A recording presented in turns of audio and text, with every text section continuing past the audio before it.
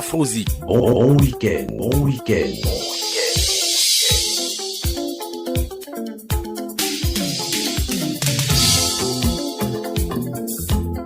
Afrosie. Bon week-end, bon week-end, bon week-end.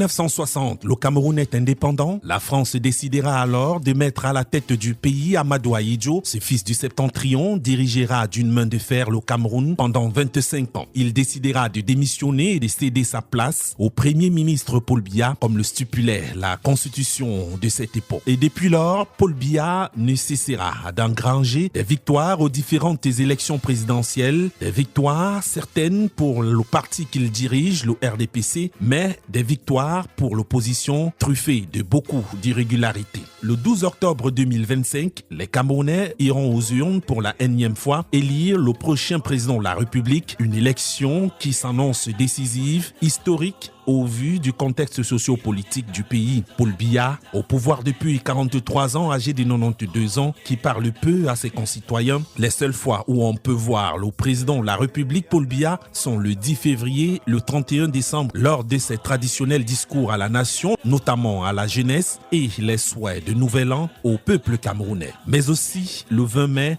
lors de la fête nationale.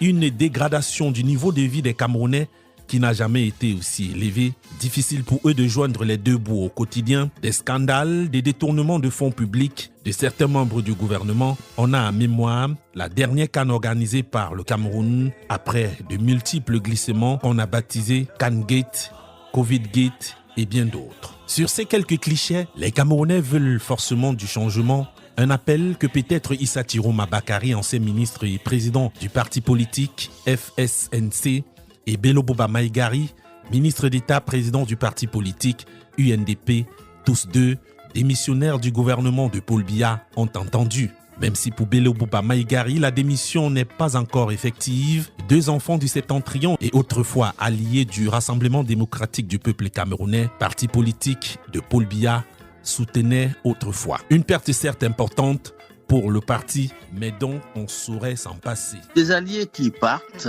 et non des moindres, effectivement, on peut forcément le regretter. Pour autant, nous ne croyons pas qu'il faille faire tout un drame de ces démissions de quelques membres du gouvernement, en l'occurrence des ministres appartenant au FNSC et à l'UNDP. Je le dis parce que le Cameroun est un pays de liberté et de démocratie. Et ceci est un acquis irréversible que nous devons incontestablement à l'engagement du président Paul Biya. Et comme dans toutes les démocraties du monde, des alliances peuvent se nouer et se dénouer au gré des circonstances entre des partis politiques qui conviennent de mener une politique commune. Ce fut le cas entre le RDPC d'un côté et de l'autre l'UNDP et le FNSC. Il va sans dire que ces alliances ont été librement consenties. Et de même, si aujourd'hui les deux alliés décident de rompre ces alliances, ils le font en toute liberté pour des raisons qui leur sont propres. Le RDPC, quant à lui, en prend forcément acte et il en tirera toutes les conséquences qu'il impose. L'absence répétée de Paul Biya et le manque de prise de décision au plus haut sommet de l'État, selon l'opposition, n'augure rien de bon. Pour le ministre de la Communication, l'absence du chef de l'État n'enlève rien à la bonne marche du pays. Je pense que cette absence est une absence apparente. Le style présidentiel, nous le connaissons. Moi-même qui ai passé au moins une quarantaine d'années à ses côtés, je sais que cette absence apparente n'enlève rien à l'efficacité de l'homme et n'enlève rien à sa connaissance parfaite des dossiers. Il suit au quotidien tout ce qui se passe. Il est certainement l'homme le plus informé. Donc je crois que quand on connaît l'homme, sa discrétion, son efficacité, c'est un style qui n'enlève rien à sa capacité à gouverner dans cette discrétion. Et je ne serai pas tout à fait de ceux qui pensent que cette soi-disant absence est un manque d'intérêt pour son pays ou une méconnaissance des réalités de son pays, des problèmes qui se posent. Non, le président est quelqu'un de très informé et dans le détail de toutes les affaires de l'État. Interrogé par notre confrère de Radio France Internationale RFI, Christophe Boisbouvier, sur l'âge de Paul Biya, René Emmanuel Sadi est confiant et estime que Paul Biya, à 92 ans, peut encore briguer un second mandat à la tête de l'exécutif camerounaise. Justement, à 92 ans, c'est un énorme mérite que de continuer à gouverner son pays. C'est un énorme mérite que de s'intéresser aux affaires d'État, de suivre les dossiers. Je pense que la chance qu'on a, c'est que le président à cet âge a une mémoire phénoménale. Reste quelqu'un de très intelligent qui a une parfaite connaissance de ses dossiers. Donc, écoutez, c'est vrai, l'âge est là, il est important, mais évidemment, quand on peut, malgré cet âge, continuer à suivre ses dossiers, c'est aussi un grand mérite qu'il faut saluer. Nous sommes le 8 juillet 2025, date à laquelle j'ai rédigé ce papier. Le président sortant n'a toujours pas déclaré sa candidature à l'élection présidentielle, contrairement à ses adversaires. Pour le secrétaire à la communication du comité central du RDPC, Jacques Famundongo, le candidat du Rassemblement démocratique du peuple camerounais est sans aucun doute le président du parti, à l'occurrence Paul Biya, selon les textes. Le candidat du RDPC est désigné. Article 27, alinéa 3 des statuts du parti. Que dit cet article? Le président national du RDPC est le candidat du parti à l'élection présidentielle. Il est le candidat, et je le dis de manière catégorique, c'est-à-dire qui ne laisse planer aucune possibilité de doute, d'équivoque ou de tergiversation. C'est absolu, c'est indiscutable, c'est net. Il est le candidat. Le parti n'a pas organisé de congrès, le comité central ne s'est pas réuni, encore moins le bureau politique pour désigner son champion. Pour le ministre d'État, ministre de l'Enseignement supérieur, circuler, il n'y a rien à voir, l'homme de la situation est connu. On n'a pas besoin d'un congrès, on n'a pas besoin d'autre chose. Nous avons nos statuts, c'est le droit positif. C'est-à-dire que l'article 27 des statuts du parti ne laisse planer aucun doute. Le président national du RDPC est le candidat du RDPC de ce parti-là, donc à l'élection présidentielle. Voilà. Maintenant, on peut supputer, on peut gloser, on peut pérorer, mais voilà la réalité. Il n'est plus à prouver que certains responsables du Rassemblement démocratique du peuple camerounais aiment bien être condescendants envers les citoyens.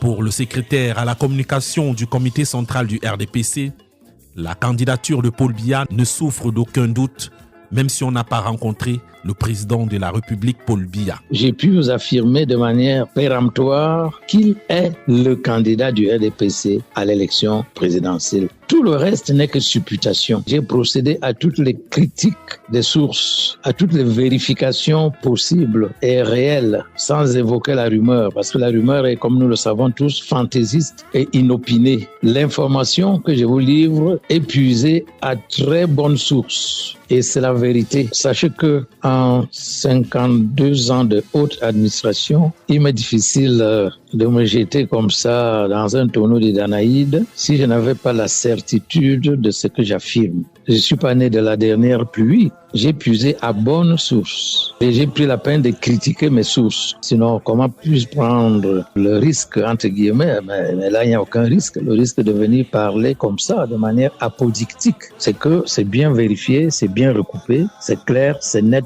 Pas de doute là-dessus. Un pays dirigé par les hautes instructions depuis des années selon l'opposition, ce qui n'est pas nouveau pour le ministre de la Communication. Vous savez, c'est une organisation. Ceci a quelque chose de normal, on ne gouverne pas seul. On délègue ses pouvoirs, et ça ne date pas d'aujourd'hui, ça date de très longtemps. La délégation de pouvoir existe depuis longtemps. Ça ne veut pas dire que le président se désengage. Ça ne veut pas dire qu'il est absent ou indifférent. C'est une manière de travail, une manière de coordination, d'organisation de son travail. Et je suis de ceux qui savent comment ça fonctionne. Je peux vous dire que cet apparent désintérêt n'est pas du tout un désengagement de la part du chef de l'État. Et bien qu'il ait décentralisé, déconcentré, n'est-ce pas, ses responsabilités, confié à ses collaborateurs les plus proches quelques délégations de signature, il reste vigilant. Et ceux-ci sont tenus de l'informer au quotidien de toutes les décisions qui pourraient être amenées à être prises, soit a priori, soit a posteriori. À la question de savoir si c'est le secrétaire général de la présidence de la République qui dirige le Cameroun, à l'absence du chef de l'État, René Emmanuel Sadi refute ces allégations et estime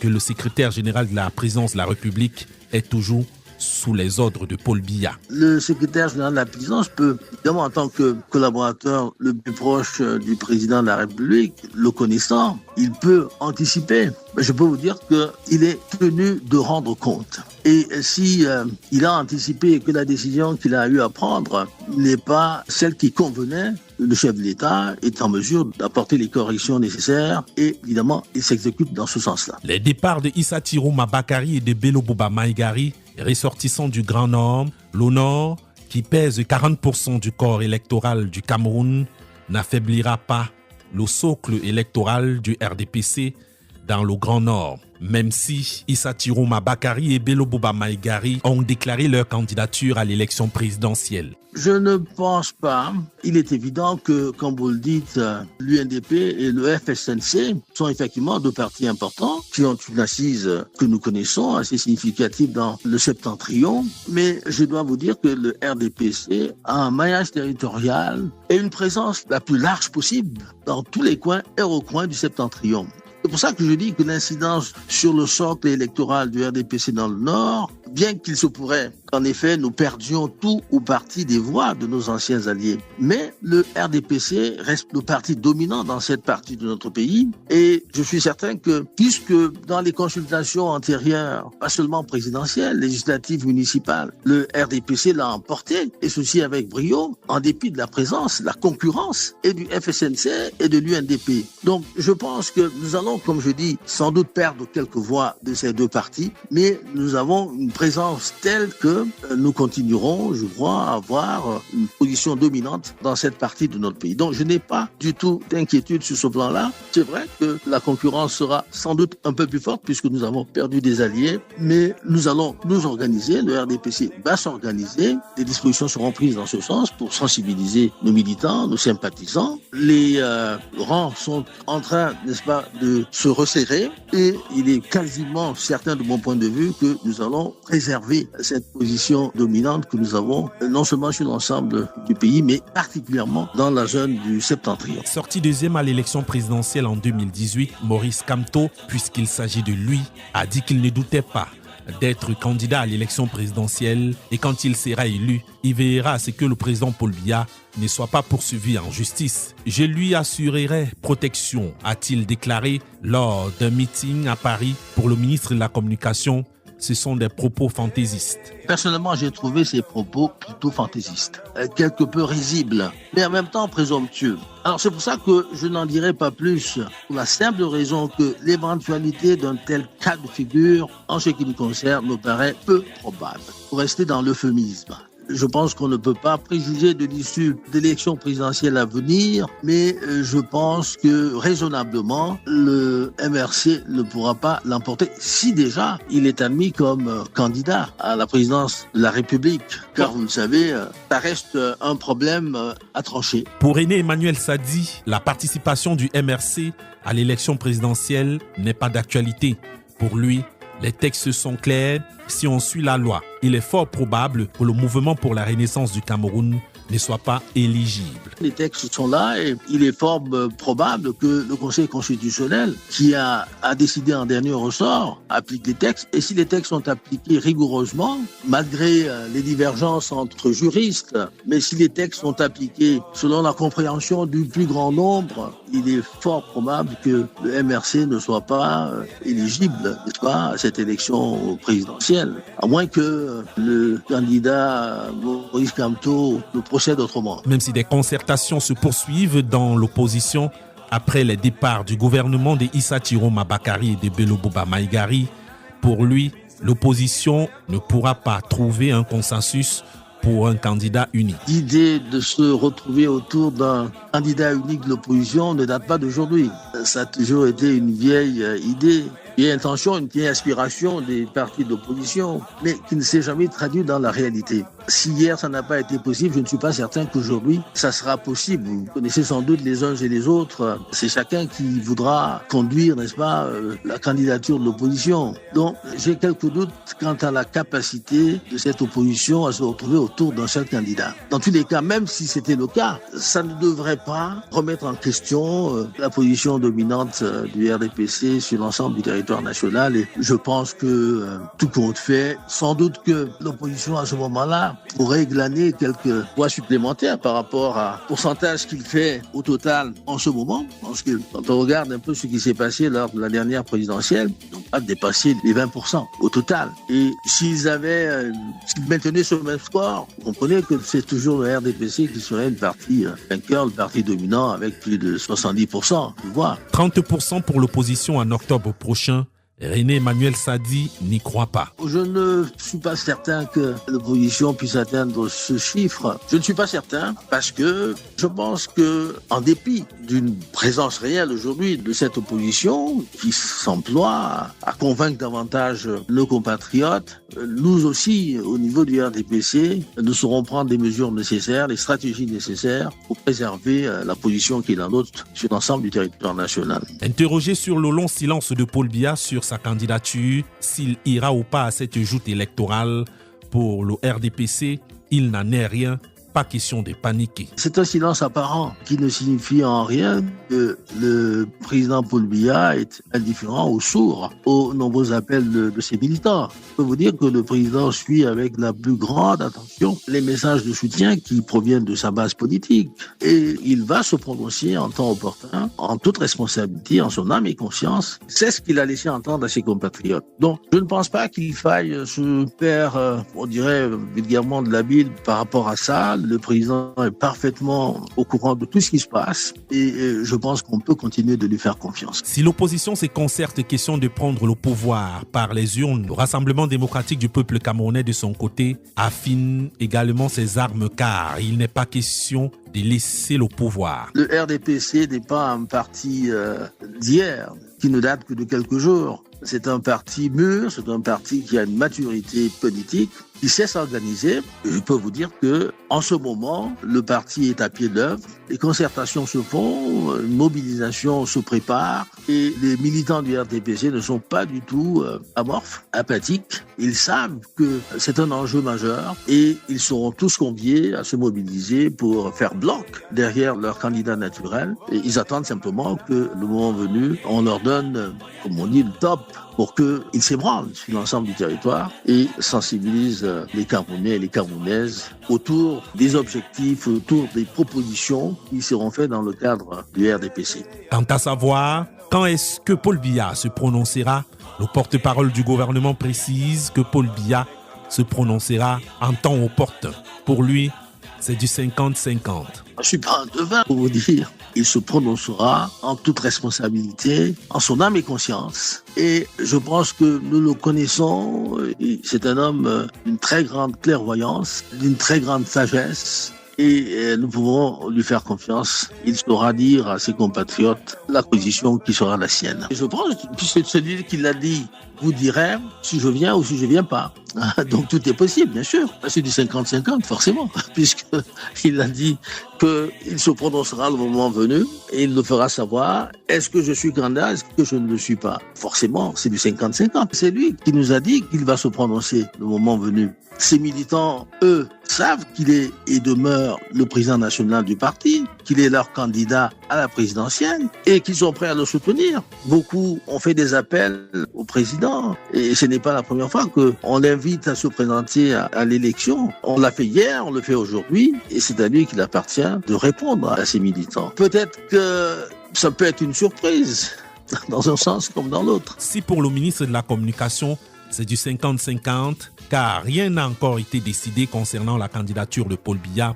Pour le ministre de l'Enseignement supérieur, porte-parole du parti, Paul Biya est le candidat du RDPC. Pour lui, pas de cacophonie au sein du gouvernement. Il n'y a aucune cacophonie. L'un parle pour le gouvernement de la République, et l'autre pour le parti au pouvoir. Il n'y a pas de parti-État. Je parle au nom du parti, pas au nom du gouvernement. Le ministre Sadi, qui est un frère, un ami, parle au nom de l'État, au nom du gouvernement. Le secrétaire à la communication du comité central du RDPC parle au nom du parti au pouvoir. Il y a bel et bien une séparation entre l'État et le parti. Il n'y a pas de confusion entre l'État et le parti. En tant que porte-parole du gouvernement, il a pris ses responsabilités pour l'affirmer. Moi, je prends les miennes en tant que secrétaire à la communication du parti au pouvoir. Je ne critique personne. La solidarité gouvernementale existe bel et bien, mais moi, je m'exprime au nom du parti au pouvoir. Qui de l'opposition, qui depuis des décennies caresse le rêve d'accéder à la magistrature suprême ou du Rassemblement démocratique du peuple camerounais,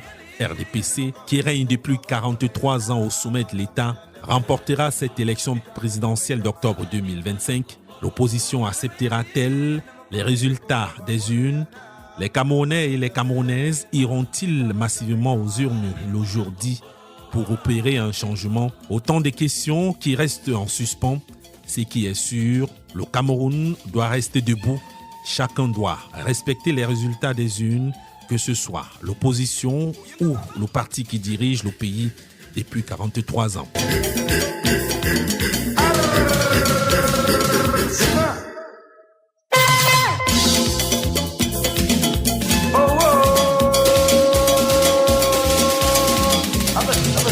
Up it.